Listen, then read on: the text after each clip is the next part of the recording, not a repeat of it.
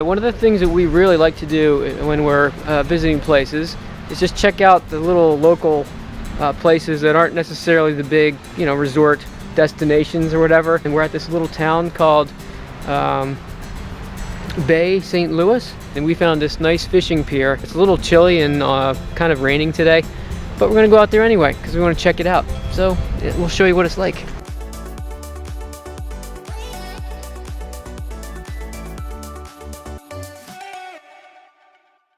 The pier is all accessible for Brian.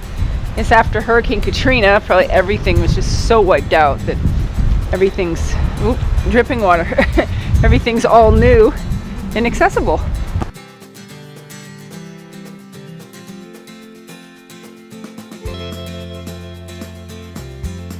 A little chilly out today, so we have the place to ourselves. Yeah, there's nobody here.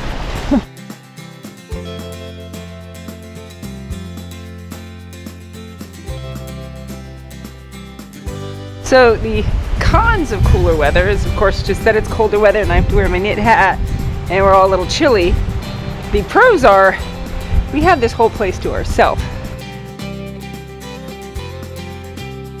This is probably the nicest pier I've ever seen. A lot of them are really old, I think is a big part of the problem, but this one's so new because it got wiped out by the hurricane in 2005. Whatever that was.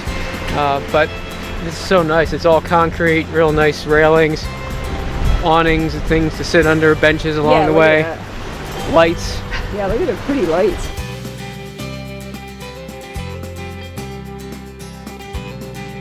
A long list of no's.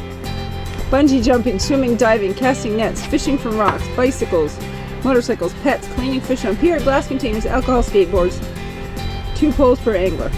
And a Mississippi fishing license is required. Oh, is that accessible fishing? Oh yeah. Jared found this, and he looked it up first. I'm like, oh, it's probably like for easier fishing, but no, it's because fishing is fine for somebody standing at the railing, but maybe it's for people that are short or in wheelchairs. You can see right through without looking at the railing. So nice. Alex and Dad. Yeah, Alex, look. It's for us short people. Not far down the road, we passed Buccaneer State Park. Looks like a nice park and has really good online reviews. We then drove another couple of miles, taking in the beautiful coastline. The low dunes made for easy viewing of the calm waters of the Gulf of Mexico. At the end of the road, there's a casino and not much else around it. Looked pretty nice from the outside, and they even have a small lot for overnight RV parking with electric hookups.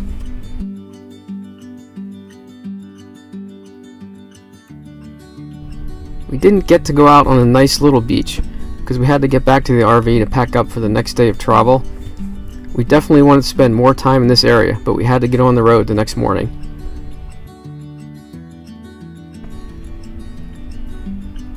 Texas is our next stop, and we can't wait to see what's in store for us there.